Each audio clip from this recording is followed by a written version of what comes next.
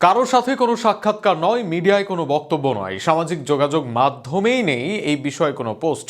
দুনিয়া যখন তোলপাড় ফিজকে নিয়ে, তখন তার কাজ একটাই, বল হাতে ডেথ ওভারে বল করতে আসা, একে একে ডট বল আর উইকেট তুলে নেওয়া। ফিজের জন্মই যেন শুধু কবজির জাদু দেখাতে। আজও নিলেন 3টি উইকেট, দিলেন 18 রান। ফিজ বন্দনার বাকি অংশ থাকছে প্রতিবেদনে। ফিজকে আইপিএল থেকে বাদ দেওয়ায় ভারত চাপে পড়েছে বিশ্বকাপ নিয়ে। পাকিস্তানের শহীদ আফ্রিদি, বাসিত আলীরা মন্তব্য করেছে।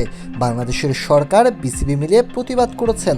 তামিম আছেন আলোচনায় সমালোচনায়, অথচ সেই একই ইস্যুতে মুখই খুলেননি আলোচনার কেন্দ্রবিন্দুতে নাম মুস্তাফিজুর রহমান। তার কাজ একটাই, বল হাতে জাদু দেখানো, ডেথ ওভারে এসে ডট বলে চাপ বাড়ানো আর ব্যাটারদের পেভিলিয়নে পাঠানো। মুস্তাফিজ সেগুলোই করে যাচ্ছেন। আজ নোয়াখালীর বিপক্ষেও ছিলেন দুর্দান্ত। নিজের বলে নিজে ক্যাচ নিলে হতো এক হ্যাট্রিকও, তবে তা না হলেও 4 ওভারে মাত্র 18 রান দিয়ে 3 উইকেট তার ঝুলিতে। আজ টস হেরে ব্যাট করতে নেমে প্রথম 2 ওভারে 25 রান তুলে শুরুটা ভালোই করেছিল নোয়াখালী, কিন্তু ইনিংস বড় করতে পারেননি শাহাদাত হোসেন। 8 বলে 14 রান করেন তিনি।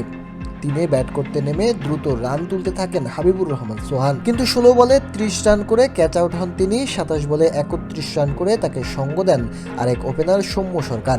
এরপর নবী ডাক আউট এবং হায়দার আলী 1 রান করে ফিরলে ছন্দ হারায় নোয়াখালী, কিন্তু এক প্রান্ত আগলে রেখে লড়াই করতে থাকে জাকের আলী। 19তম ওভারে মুস্তাফিজকে উড়িয়ে মারতে গিয়ে বাউন্ডারি লাইনে কাটা পড়েন জাকের। 37 বলে 38 রান করেন তিনি। 20তম ওভারে দ্বিতীয় বলে আউট হন মাহিদুল ইসলাম অঙ্কন। মৃত্যুঞ্জয় চৌধুরীর বলে ক্যাচ আউট হন 21 বলে 28 রান করে। এরপর মৃত্যুঞ্জয় চৌধুরী হ্যাট্রিক তুলে নিলে নোয়াখালী 148 রানেই হয় অল আউট। এর আগে 2022